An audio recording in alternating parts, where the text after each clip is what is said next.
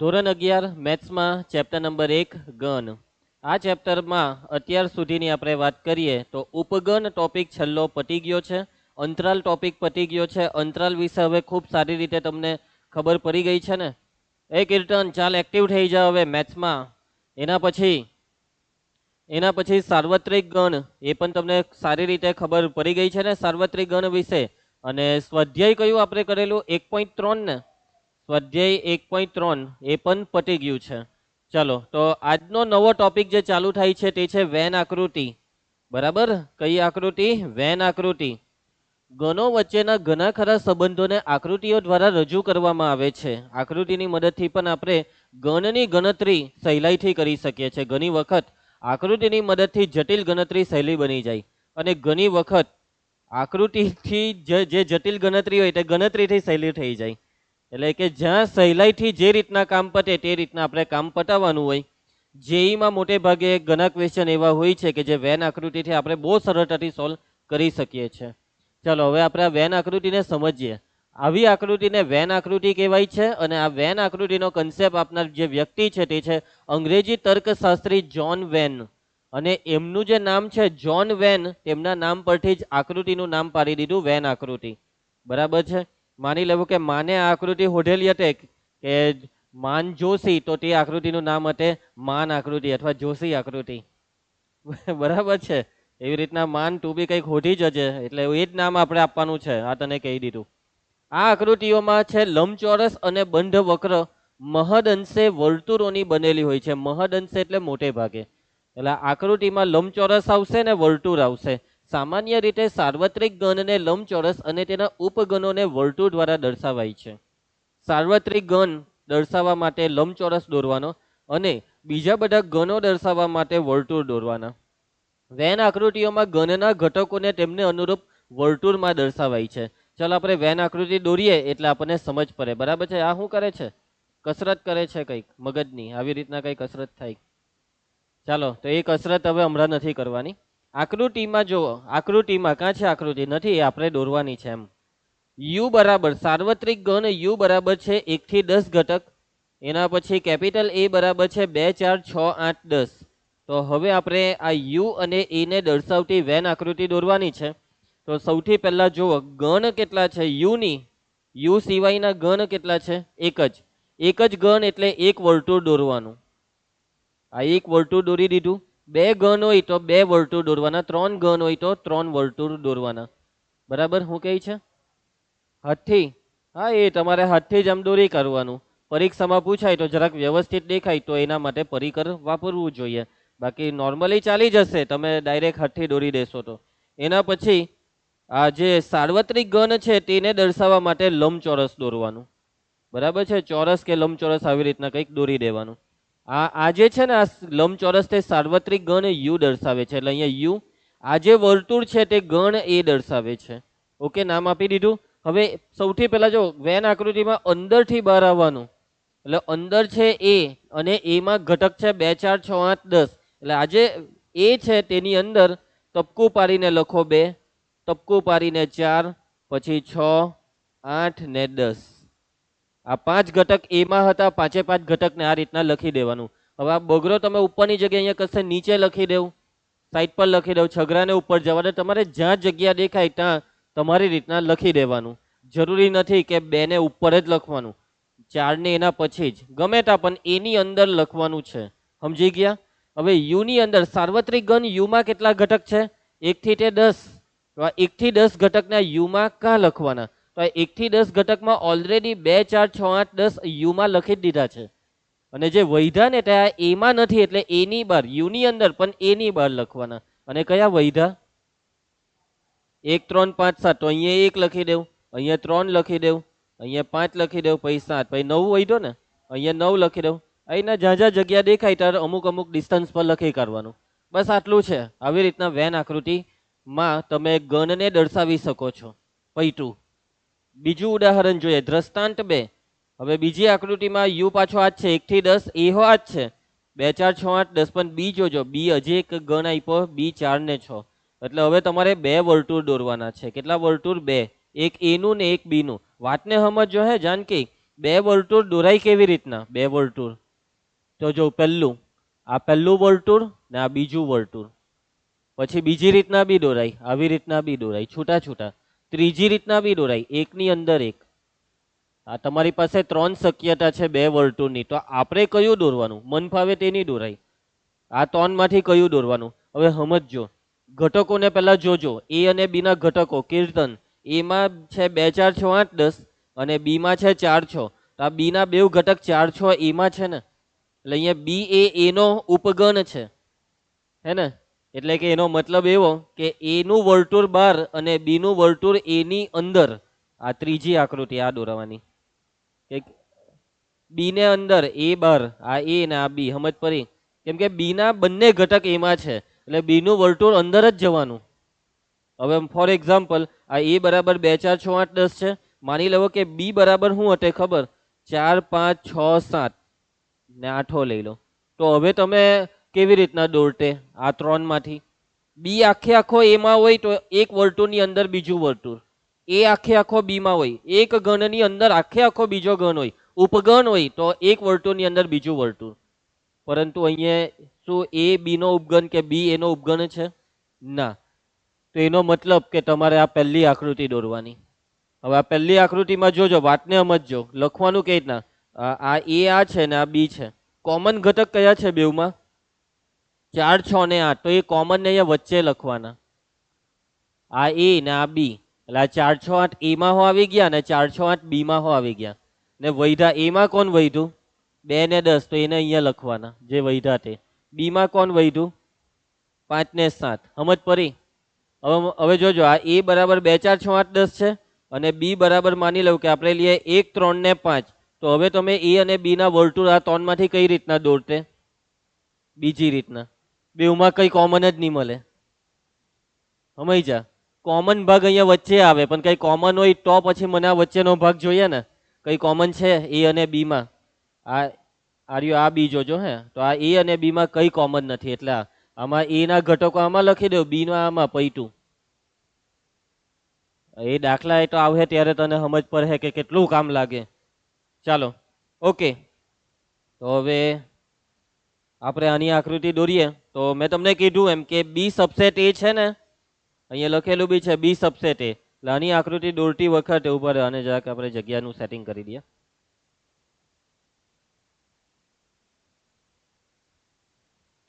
તો આ આકૃતિ દોરતી વખતે એક વર્તુળની અંદર બીજું વર્તુળ જશે. તો આ પહેલું વર્તુળ અને આ વર્તુળની અંદર હવે બીજું વર્તુળ જ જશે.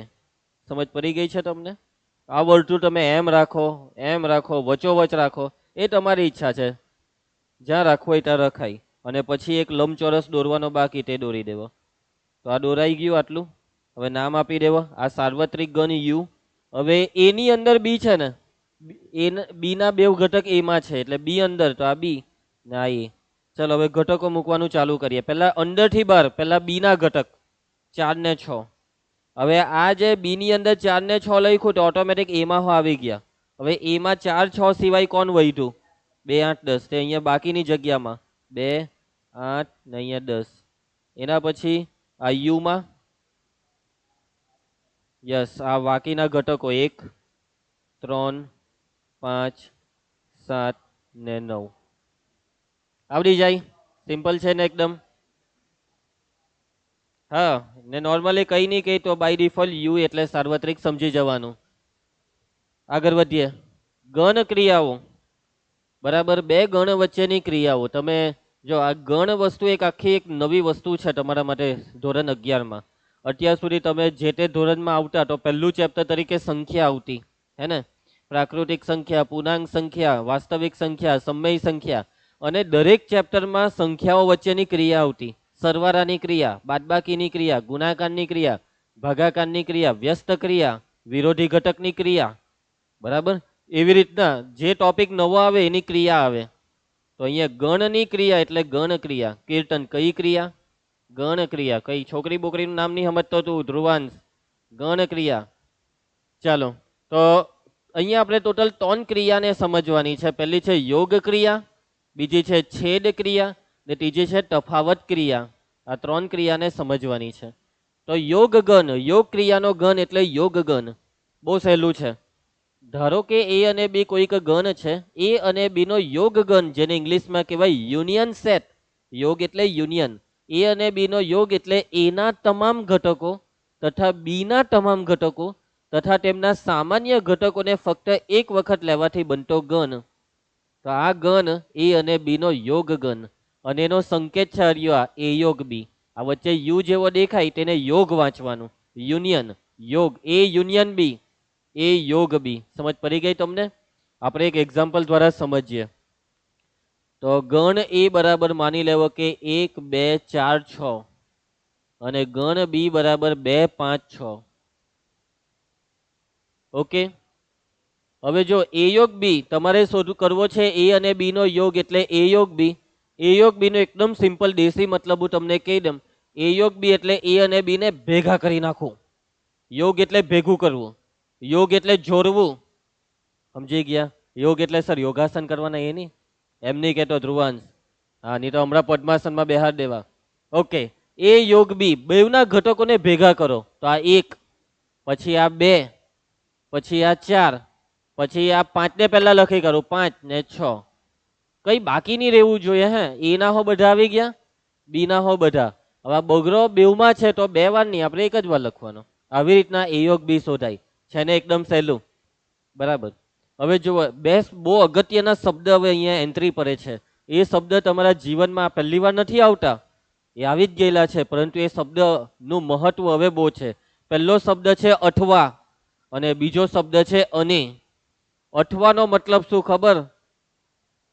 અઠવાનો મતલબ તમને એમ કે એ અથવા બી, તેનો મતલબ કે કાંટો એ, કાંટો બી, કાંટો બેવ. અઠવાનો આ મતલબ થાય. અઠવા એટલે કોઈ હોય, એ કોઈ તો બી ચાલે, બે હોય તો બી ચાલે. પણ અને, એ અને બી નો મતલબ બેવ જ. અને એટલે બેવ જ, બેવની જ વાત કરવાની, બેવને જ ન્યાય આપવાનો. અઠવાનો મતલબ કોઈ એક, કાંટો બેવ. અને નો મતલબ બેવ એટલે બેવ. સમજી ગયા? ચાલો તો જોજો.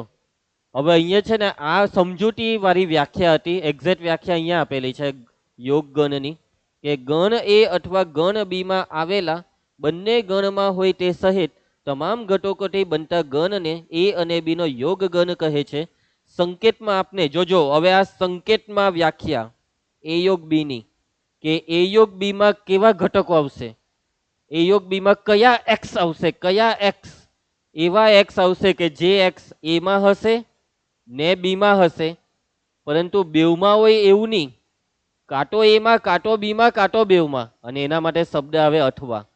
આ એક્સ કાંટો એમાં હોવો જોઈએ, કાંટો બીમાં હોવો જોઈએ, ને બેવમાં હોય તો બી ચાલે. એટલે વચ્ચે શબ્દ અઠવા આવે.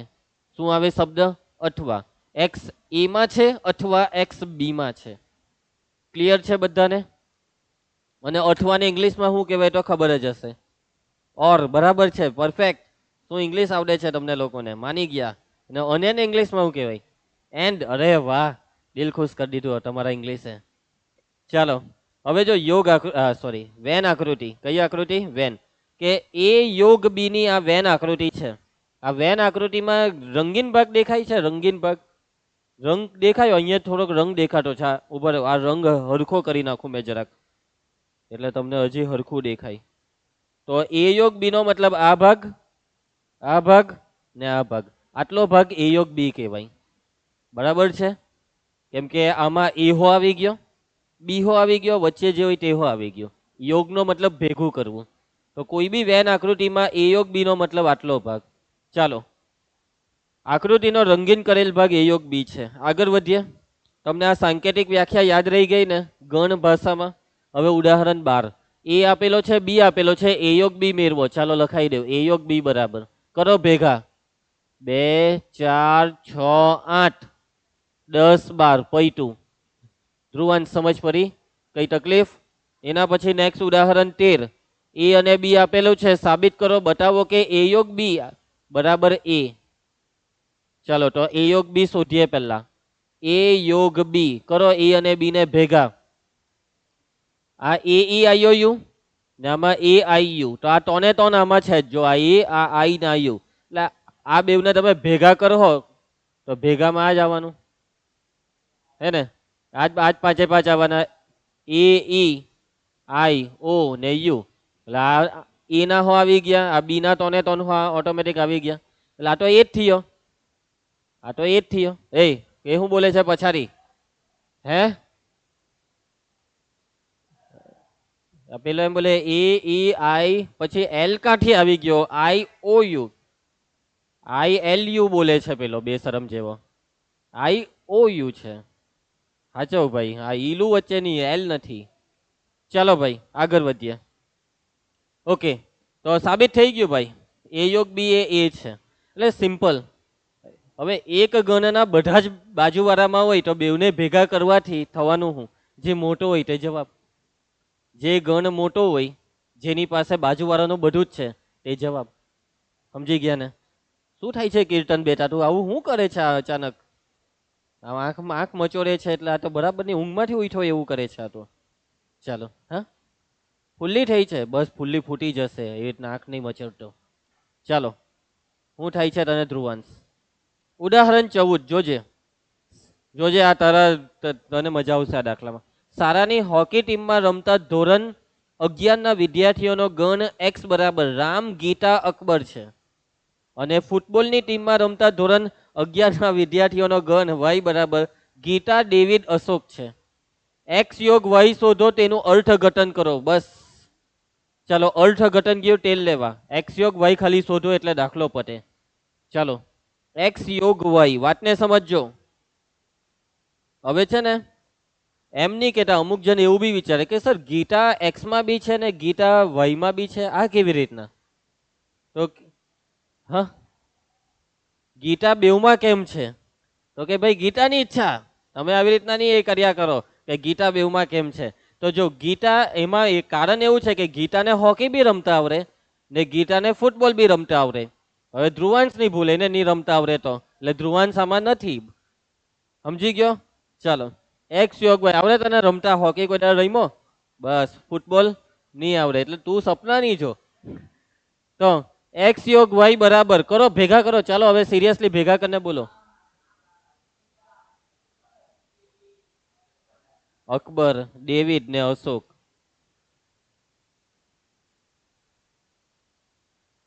સમજ પડી ગઈ બધાને? પટી ગયો દાખલો. ચાલો, યોગ ક્રિયાના કેટલાક ગુણધર્મ બરાબર છે, જેવી રીતના તમે સંખ્યાઓના ગુણધર્મ જોયેલા બાળપણમાં, જ્યારે 6ઠા 7મા 8મા 9મા હતા ત્યારે, કે ભાઈ પૂર્ણાંક હોય કે પ્રાકૃતિક સંખ્યા હોય તો એ પહેલું સરવાળાના ક્રમના નિયમનું પાલન કરે. 2 + 3 કરો તો બી 5 થાય, 3 + 2 કરો તો બી 5, આવતું ને આવું. પછી બીજો જૂથના નિયમનું પાલન કરે. સરવાળાનો તટસ્થ ઘટક, સરવાળાનો વ્યસ્ત ઘટક, વિરોધી ઘટક, આવું બધું તમને ભણવામાં આવતું. એવી રીતના જે બી નવી વસ્તુ છે તેના બી ગુણધર્મ હોય છે. તો આમાં બી પહેલો ગુણધર્મ છે ક્રમનો નિયમ. કયો નિયમ? ક્રમનો નિયમ. કીર્તન, તું એ યોગ બી કર કે બી યોગ એ કર, બધું સરખું જ આવે જવાબમાં. બેવમાં જવાબ સરખો જ આવે. એ યોગ બી કરો કે બી યોગ, એ છેલ્લે જવાબ બેવનો સરખો જ આવે. બાદબાકીમાં ક્રમના નિયમનું પાલન નહીં થાય. 5 માંથી 2 જાય તો 3, પણ 2 માંથી 5 જાય તો -3. પરંતુ યોગ ક્રમના નિયમનું પાલન કરે, કેમ કે યોગમાં કરવાનું ભેગું. એક એક્સ યોગ વાય કરો કે વાય યોગ એક્સ કરો, એ ભેગું જ થવાનું. બીજો છે જૂથનો નિયમ. જૂથ એટલે બોલો, જૂથ એટલે? જૂથ એટલે જોડી બનાવવાની. શું બનાવવાની? જોડી બનાવવાની. અને જોડી ક્યારે બનાવવાની? કે જ્યારે 3 હોય ત્યારે 2 ની જોડી બને. સમજ્યા? એટલે કે તમારે એ બી ને સી ત્રણે 3 નો યોગ કરવો છે. તમારે એ બી અને સી ત્રણે 3 નો યોગ કરવો છે. તો તમે પહેલા એ અને બી નો યોગ કરીને પછી જે જવાબ આવે તેની સાથે સી નો યોગ કરો, કે ભાઈ તમે પહેલા બી અને સી નો યોગ કરીને પછી આનો જે જવાબ આવે તેનો એ હાથે યોગ કરો, બેવનો જવાબ છેલ્લે સરખો જ આવે. સમજ પડી ગઈ વાતમાં? કોઈ બી જોડીથી સ્ટાર્ટ કરો, જવાબ તો છેલ્લે સરખો આવવાનો જ છે. એટલે જૂથના નિયમનું પાલન થશે. તમે કહો કે સર આપણે શું કરવા જૂથનો નિયમ જ વાપરીએ, આપણે એ બી સી ને ભેગું કરવું છે, એક જ સ્ટેપમાં ભેગું કરી દે. પહેલા આ હોડવાનું, પછી પાછું એમાં સી ને મિક્સ કરવાનું. સમજી ગયા ને? તમને એમ કે ચાલો 2 + 3 + 5 કેટલા થાય? 10 થાય. ડાયરેક્ટ કેમ બોલ્યો 10? પહેલા 2 + 3 કરવાનું, 2 + 3 5, પછી આ 5 ને 5 10, આવી રીતના. કરો કોઈ દિવસ આવું કરલું છે? ચાલો એવું જ યોગમાં બી છે. એના પછી નંબર 3, ચાલો ધ્યાન આપજો. ત્રીજો નિયમ છે, ત્રીજો ગુણધર્મ છે સ્વયંઘાતી નિયમ. સ્વયંઘાતી, સ્વયંઘાતીનો મતલબ પોતે જ પોતાની હાથે કરવાનું. યોગની વાત એટલે યોગ કરવાનું. પોતાનો પોતાની સાથે યોગ, પોતાનો પોતાની સાથે યોગ એટલે એનો એ સાથે યોગ. એ યોગ એ કઈ હખવાનો હું જવાબ આવે એ યોગ એને એ હાથે ભેગો કરે તો હું ભેગું હું થયું? એ જ કઈ ભેગું જ નહીં થયું. એનો એ હાથે યોગ, એમાં એને જ ભેગું કર્યું તો એમાં કઈ નવું નથી થયું, એ પોતે જ. સમજી ગયા? આને કહેવાય સ્વયંઘાતી નિયમ. નંબર 4, એના પછી ફાઈનો નિયમ એટલે કે ઉભા રહ્યો પહેલા હું તમને એક સવાલ પૂછી લઉં. ફાઈ યોગ યુ, સોરી ફાઈ યોગ એ, આનો જવાબ શું આવશે? ફાઈ યોગ એ. આ બેવને ભેગા કરો, બેવના ઘટકોને ભેગા કરો. જવાબમાં ફાઈ બી આવી શકે ને એ પણ આવી શકે. ભાઈ યોગનો મતલબ બેવને ભેગા કરવાનું. સમજો, બુદ્ધિથી કામ કરો, મગજ. ફાઈમાં શું આવે? કઈ જ નહીં. અને એમાં જે હોય તે, તો આ બેમાં ભેગું શું થયું? એ. અરે ક્યાંથી ફાઈ આવે? હવે જો એ બરાબર હોય 1 2 ટન. હવે ફાઈ એટલે એમાં તો કઈ છે નહીં, તો એ યોગ ફાઈ. ફાઈ એટલે એમાં કઈ નહીં. ચાલ આ બેને ભેગા કર તો 1 2 3 જ આવવાનું ને. સમજ પડી? એટલે ફાઈ આવે જ નહીં, જિંદગીમાં નહીં આવે ફાઈ. આ એને અહીંયા તું ફાઈ લઈ લે તો ફાઈ યોગ ફાઈ, તો ફાઈ એ સ્વયંઘાતી થઈ ગયું. સ્વયંઘાતી થઈ ગયું. નંબર 5, એના પછી યુ, સાર્વત્રિક ગણ યુ, યોગ એ. જો આ મેં જરાક યુ મોટો લખ્યો ને ઉપરથી આવી રીતના જરાક ડિઝાઇન કરી એટલે સમજી જાવ ને આ યુ છે. યુ યોગ એ. આ બેને ભેગા કરીએ તો યસ, સાર્વત્રિક એટલે એ બધાનો બાપ છે, એની પાસે બધું જ છે. એટલે એ પાસે જેહો છે ને બધું જ યુ પાસે છે. એટલે એનો મતલબ આ બેને ભેગા કરીએ તો યુ જ આવે ને. હવે જો વાતને સમજજો, સરવાળાની તટસ્થ સંખ્યા કઈ હતી? 0. કેમ? કેમ 0 ને કેમ તટસ્થ કહેવાય? યસ કીર્તન બોલ. હા, 0 માં કઈ હો ઉમેરો તો જવાબમાં જે ઉમેર્યું તે જ જવાબ આવે. 7 + 0 કરો તો 7 જ આવી જાય ને. એવી રીતના અહીંયા જો 5 માં કઈ હો યોગ કરો, જેનો યોગ કર્યો તે જ જવાબ આવે. એટલે 5 ને કહેવાય યોગનો તટસ્થ ઘટક. 5 એ યોગ ક્રિયાનો તટસ્થ ઘટક છે. સમજ પડશે તમને? 5 સાથે કોઈનો બી યોગ એટલે જેનો યોગ કર્યો તે જ જવાબ. ચાલો એના પછી નંબર 6. નંબર 6, જો એ સબસેટ બી, જો એ સબસેટ બી તો, જો ને તો વાળું વાક્ય આવે એટલે આવી સંજ્ઞા વાપરતા શીખીએ. એ સબસેટ બી ઇમ્પ્લાઇઝ એ યોગ બી બરાબર. એના બધા જ ઘટક જો બી માં હોય તો એ અને બી નો યોગ શું? એના બધા જ બી માં, તો એ અને બી ને ભેગા કરવાથી શું આવવાનું? બી આવે. આ ધ્રુવાંશ એ કરતો હતો, એનું બધું જ બી માં હોય તો પછી જવાબ બેવને ભેગા કરીએ તો જે મોટું હોય તે જ જવાબ આવે ને. બી મોટો છે, બી બાપ છે, બી અધિગન છે, એ પાસે જે છે તે બધું જ બી માં છે. બાઘાની માર. જો આ દાખલો જો, આમાં બી પાસે જે 3 હતા તે એમાં હતા 3 એ 3, તો આ બેનો યોગ કરવાથી આ એ આવ્યો. એના પછી નંબર 7. હવે જો એ યોગ બી માં શું છે? એ યોગ બી માં એના હો બધા જ ઘટક, બી ના હો બધા જ ઘટક. વાક્ય સમજ પડી? એ યોગ બી માં એ યોગ બી માં શું છે? એના હો બધા જ ઘટક ને બી ના હો બધા ઘટક. એટલે એ યોગ બી પાસે જો એના બધા જ ઘટક હોય તો એ યોગ બી નો શું થયો? ઉપગણ, subset. A is subset of A યોગ બી. અને એ યોગ બી માં જો બી ના હો બધા જ ઘટક હોય તો બી એ યોગ બી નો શું થયો? સબસેટ. એટલે એ અને બી એ યોગ બી ના સબસેટ છે. કેમ કે જે એ માં છે તે એ યોગ બી માં છે જ, જે બી માં છે તે એ યોગ બી માં છે. સમજ પડી ગઈ વાતમાં? ચાલો આગળ વધીએ. ગુણધર્મ મગજમાં ઉતરી ગયા ને. નેક્સ્ટ, હું આનું કામ પરે તું જ્યારે પરે ત્યારે તને કહેવા, અત્યારે તું આવું બધા સવાલ નહીં કર. છેદ ગણ. કયો ગણ? છેદ ગણ. ચાલો હવે યોગમાં ભેગું કરવાનું આવતું. હવે છેદમાં જોજો, ગણ એ અને બી નો છેદ ગણ, જેને ઇંગ્લિશમાં કહેવાય ઇન્ટરસેક્શન સેટ, બરાબર. તો એ અને બી નો છેદ ગણ એટલે બંને ગણ એ અને બી ના તમામ સામાન્ય ઘટકોથી બનતો ગણ છે. છેદ ગણ દર્શાવવાનો આ સંકેત છે ઊંધો યુ. યોગ એટલે ચત્તો યુ, છેદ એટલે ઊંધો યુ. અને એ અને બી ના છેદનો આ સંકેત છે એ છેદ બી. યોગમાં એ અને બી ને ભેગા કરતા ને, પણ છેદમાં ભેગું નથી કરવાનું. છેદમાં જે બેવમાં હોય એને જ લેવાના. એ અને બી બેવમાં હોય તેવા, બેવમાં જ, બેવમાં જે હરખા હોય તે લેવાના.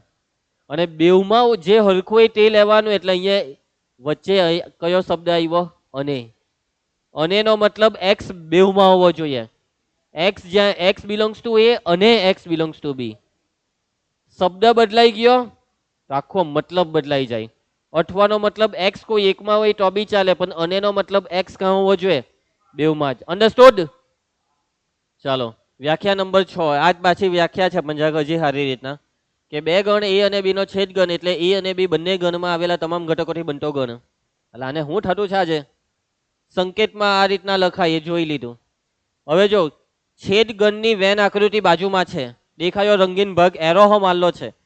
છેદનો મતલબ બેવમાં હોય તે, છેદનો મતલબ બેવમાં હોય તે, અને બેવમાં જે હોય તે અહીંયા વચ્ચે જ આવે. સમજ પડી? જે બેવમાં છે તે ભાગ અહીંયા વચ્ચે આવે. દેખાય છે ને હવે મસ્ત એકદમ ક્લિયર છે? તો આ ભાગને કહેવાય એ છેદ બી. એ યોગ બી એટલે આટલો ભાગ. એ યોગ બી એટલે કેટલો ભાગ? આટલો. આની અંદર જે બી છે તે બધું એ યોગ બી. ને એ છેદ બી એટલે બસ આટલો વચ્ચેનો ભાગ. આની અંદર આ જે છે તે એ છેદ બી છે. ચાલો ભાઈ, એના પછી એક એક્ઝામ્પલ બી આપી દઉં તને. એ બરાબર 2 3 4 5, બી બરાબર 1 3 5 7. ચાલો, એ છેદ બી બેવમાં જે કોમન હોય તે બોલવાનું, બેવમાં જ. આ તગરો ને આ પાંચરો એટલે 3 ને 5 પૈતું. સમજ પડી? સહેલું છે. હવે જોજો, એક હજી વ્યાખ્યા નવી આવી છે, પરસ્પર અલગ ગણની વ્યાખ્યા. આ વ્યાખ્યા પહેલા થોડાક દિવસ પહેલા એક બીજી વ્યાખ્યા શીખેલા તમે, સમાન ગણ. એની વ્યાખ્યા શું હતી? સમાન ગણની. એ અને બી સમાન ક્યારે કહેવાય? એ તારી વાત સાચી છે, એ સબસેટ બી ને બી સબસેટ. પરંતુ ચોપડીમાં જે વ્યાખ્યા આપેલી ને, ટોપિક ચાલેલો ત્યારે શું હતી કે એ અને બી બંનેના ઘટકો યથાર્થ રીતે એકના એક જ હોય તો એ અને બી ના સમાન ગણ કહેવાય. યાદ આવ્યું કીર્તન? યાદ આવ્યું ને? એ અને બી સમાન. તો એ અને બી સમાન નો મતલબ બેવના ઘટકો હરખા હોવા જોઈએ. ઓકે, મેં લખું છું એ બરાબર 1 2 3 અને બી બરાબર બી 1 2 3. તો શું આ બેવ સમાન છે? હા કે ના? સમાન હોય તો આ એ બરાબર બી કહેવાય. સમાન નહીં હોય તો વચ્ચે નોટ ઇક્વલ પડવાનું. શું અહીંયા આજે એ અને બી લખેલા છે તે સમાન છે? ના. તો આ બેવ સમાન નથી તો એનો મતલબ આ બેવ અલગ ગણ છે. તો જોજો વાતને સમજો, આ બેવ સમાન ગણ નથી ને, તો એનો મતલબ આ બેવ સમાન નથી તો અલગ ગણ છે. જો ગુજરાતી ભાષા એવું કહે કે સમાનનું વિરોધી અલગ, ભિન્ન, અને અલગનું વિરોધી સમાન, પરંતુ અહીંયા ગણિતની અંદરનું ગુજરાતી અલગ આવે. આ બેવ સમાન નથી એનો મતલબ એ બેવને અલગ નહીં કહેવાય. અલગ કોને કહેવાય? અલગ આને કહેવાય કે જો એ છેદ બી બરાબર 5 તો એ અને બી ને પરસ્પર અલગ ગણ કહેવાય. અલગ ગણનો મતલબ કે એ અને બી માં કંઈ જ કોમન નહીં હોય. કંઈ એટલે કંઈ જ હરખું નહીં હોય ને તો એ બેવને અલગ કહેવાય. એકાદ ઘટક બી બેવમાં હરખો નહીં કર્યો તો એ બે અલગ નથી. સમજ જા. હવે તમે કહો સર અલગ નથી એટલે હરખા ને? હરખા બી નથી. સમજી ગયા? હવે આ એ બરાબર 1 2 3 ને બી બરાબર 6 7 8. તો હવે જોવો, આ બેવમાં કોમન શું છે લખાવો. એ છે બી લખાવો, કંઈ જ કોમન નહીં, 5. તો યસ, એ અને બી અલગ ગણ છે. હવે એ અને બી સમાન નથી તો એને અલગ નહીં કહેવાય. તો એ અને બી સમાન નથી તો તમારે એમ કહેવાનું સમાન નથી. બસ આમ જ બોલવાનું. અસમાન બોલી શકાય, અલગ શબ્દ નહીં બોલતા. સમજી ગયા? ક્લિયર? અલગ ગણની વ્યાખ્યામાં જ પડી ગઈ. બીજી એક વસ્તુ, પરસ્પર. આ શબ્દનો બી બહુ ખતરનાક મતલબ છે. હે, ખબર છે આનો મતલબ? હું મતલબ છે પરસ્પરનો મતલબ? જો પરસ્પરનો અહીંયા મતલબ એવો છે 11 12 બેવ વર્ષે જ્યારે બી પરસ્પર શબ્દ કોઈ બી ચેપ્ટરમાં આવે મેથ્સમાં, એનો મતલબ એ જ કે બેની જોડીમાં. પરસ્પરનો મતલબ બેની જોડી. હવે તમને એમ કે આ એ આ બી, હવે આ સી બરાબર છે 2 3 અને 5. તો શું આ એ બી સી પરસ્પર અલગ ગણ છે? હા કે ના? શું આ એ બી સી પરસ્પર અલગ ગણ છે? હા કે ના? એ બી સી આ 3 એ 3 શું પરસ્પર અલગ ગણ છે? તમે કહો કે સર અલગનો મતલબ 3 એ 3 માં કઈ કોમન નહીં હોવું જોઈએ. 3 એ 3 માં કોમન શું છે? 3 એ 3 માં 3 એ 3 માં એટલે 5. તો કહેવાય એબીસી ને પરસ્પર અલગ ગણ કહેવાય? ના, નહીં કહેવાય. ના, 5 આવ્યું તો બી નહીં કહેવાય. કેમ કે પરસ્પર અલગ ગણનો મતલબ તમે 3 એ 3 નો છેદ નહીં લઈ શકો, 2 નો જ છેદ લેવાનો. શું કરવાનું? 2 નો જ છેદ લેવાનો. અને 2 ના છેદનો મતલબ પહેલા એ છેદ બી હોધો, પછી બી છેદ સી હોધો, પછી એ છેદ સી હોધો. એ છેદ બી લખાવો 5, બી છેદ સી લખાવો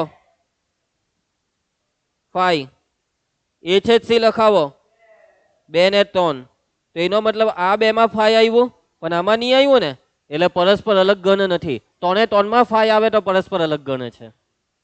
3 એ 3 માં 3 એ 3 માં અહીંયા 2 3 5 ની જગ્યાએ મેં લઈ લેતે 5. આ 2 ને 3 કાઢી નાખો, ચાલો ખાલી 5 લઈ લઉં. તો હવે અહીંયા 5 આવતે. શું આવતે અહીંયા? 5. તો આ એબીસી પરસ્પર અલગ ગણ છે. કોઈ બી 2 માં કઈ કોમન નથી. કોઈ બી 2 માં પરસ્પરનો મતલબ કોઈ બી 2 માં કોઈ બી 2 લેવું, કઈ કોમન નહીં હોવું જોઈએ. શબ્દ સમજજો, મતલબ સમજજો, ભૂલી જવા માટે નથી શીખવાડતો. આજીવન યાદ રાખવાનું છે. 11મું પતે પછી 12મું ચાલુ થાય, પછી 12માં બી આ બધું આવે, ને 12મું પતે પછી 13મું આવે. કોલેજમાં બી જરૂર પડે. એટલે સમજી ગયા? ભવિષ્યમાં બધે જ આ વસ્તુની જરૂર પડશે. ને પછી બધું જ પટી જાય, પછી લગ્ન થઈ જાય, પછી તમારા બાળકોને બી શીખવાડવું પડે આ બધું. એટલે યાદ રાખજો. ઓકે, આનું પ્લાનિંગ થઈ ગયેલું છે એમ કે છે. એટલે 11 વર્ષ પછી પહેલું બાળક આવે એવું કઈક બીજ કહેતો હતો કે નહીં? આની વાત કરું છું. આ પેલા સિરિયસ લઈ લીધું. એટલે આનું 100% પ્લાનિંગ છે બધું. ફેમિલી પ્લાનિંગ અત્યારથી. બોલો કીર્તન, તો કંઈક શીખા મને આપ તારા દોસ્તારને. આટલું જ આટલી નાની ઉંમરમાં આટલું બધું આગળનું પ્લાનિંગ ભવિષ્યનું હોવું જોઈએ. પણ આવું ભવિષ્ય? ચાલો ચાલો 2-4 દાખલા ફટાફટ જોઈ લઈએ. ઉદાહરણ 15. ઉદાહરણ 15 એમ કે ઉદાહરણ 12 માં જે એ અને બી આપેલા તેના માટે એ છેદ બી હતો. તો ઉદાહરણ 12 માં એ અને બી જે આપેલા તે આર્યા એ છેદ બી. બોલો એ છેદ બી બેવમાં કોમન હોય તે 6 ને 8. ચાલો એના પછી ઉદાહરણ 14 માં જે આપેલું તેના માટે એક્સ છેદ વાય ધ્રુવાંશ ગીતા. અરે વાહ ધ્રુવાંશ, ગીતા બેવમાં છે. એના પછી ઉદાહરણ 17 એ ને બી બે આપેલા છે. એ છેદ બી હોધો ને એ પરથી બતાવો કે એ છેદ બી એ બી જેટલો જ છે. તો એ છેદ બી બેવમાં કોમન. તો આ 2 3 5 7 આ ચારે ચાર આમાં છે. આ બગરો તગરો પાંચરો સાતરો એટલે કોમન આ થયું 2 3 5 7 જ. એટલે કે આ 2 3 5 7 એટલે કોણ? બી. એટલે એ છેદ બી બરાબર શું થઈ ગયું? બી થઈ ગયું. ને આવું કેમ થયું ખબર? કેમ કે બી એ એનો સબસેટ છે. બી આખો એમાં છે. બી ના તમામ ઘટક એમાં છે. સમજ પડી ગઈ વાતમાં? ચાલો, છેદ ક્રિયાના ગુણધર્મ જેવા યોગના ગુણધર્મ તેવા છેદના. પહેલું ક્રમનો નિયમ. છેદમાં શું લાગે? ક્રમના નિયમનું પાલન થતું હશે કે? હા. એ છેદ બી કરો કે બી છેદ એ, ભાઈ છેલ્લે જવાબ હરખો જ આવે. કેમ? કે બેવનો મતલબ એક જ છે કે બેવમાં જે હોય તે લેવાનું. બીજો કયો નિયમ? જૂથનો નિયમ. ધ્રુવાંશ. જૂથમાં કેટલા જોઈએ? 3. એ બી ને સી 3 હોય તો 2 નું જૂથ બને.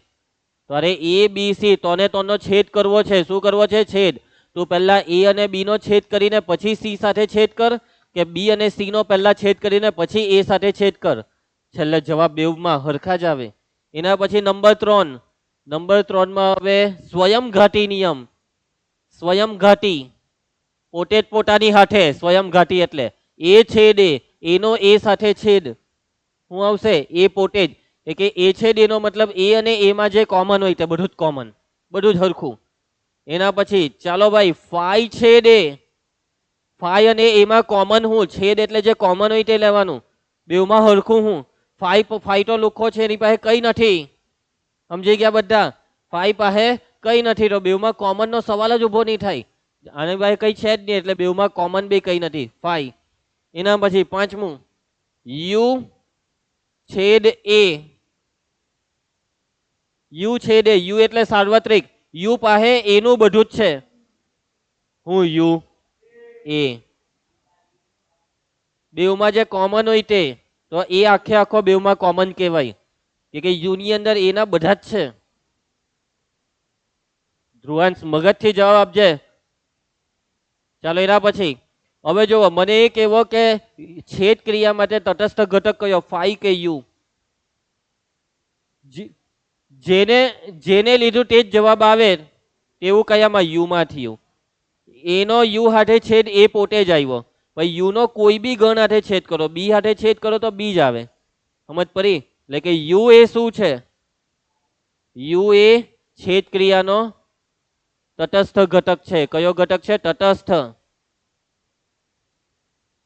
ચાલો એના પછી છઠ્ઠામાં આપણે જો એ સબસેટ બી. એ સબસેટ બી તો એ છેદ બી શું? એ સબસેટ બી એના બધા જ બી માં હોય તો બેમાં કોમન હું? એ. Yes correct. એના બધા જ બી માં હોય તો એ અને બી માં કોમન છે એ. સમજ પડી? પેલો ધ્રુવાંશ તો કઈ બોલતો જ નથી ને છેલ્લો સાતમો નિયમ એ છેદ બી પાસે જે બી છે તે બધું જ એમાં છે અને એ છેદ બી પાસે જેહો છે તે બધું જ બી માં છે. એટલે એ છેદ બી ના દરેક ઘટક જો એમાં હોય તો એ છેદ બી એનો શું છે? સબસેટ. એ છેદ બી ના બધા જ ઘટક જો બી માં હોય તો એ છેદ બી એ બી નો શું છે? સબસેટ. પેલામાં ઊંધું હતું. એ સબસેટ એ યોગ બી. આમાં એમ થઈ ગયું એ છેદ બી સબસેટ એ. સમજ પડી જશે? તો બસ આજે આપણે આટલું રાખીશું. આવતીકાલે આગળ વધીશું. આજના બધા ટોપિકમાં સમજ પડી ગઈ? એક ક્રિયા રહી ગઈ યાર. અને એ ક્રિયા હતી કઈ ક્રિયા? તફાવત ક્રિયા. આજે 15 મિનિટ મોડું ચાલુ થયું એના લીધે. બાકી એહો પતાવી દેતે પણ કઈ નહીં. કાલે હવે બધી વસ્તુ લખીને આવજો, ઝેરોક્સ લઈને જજો. કાલે મહિલા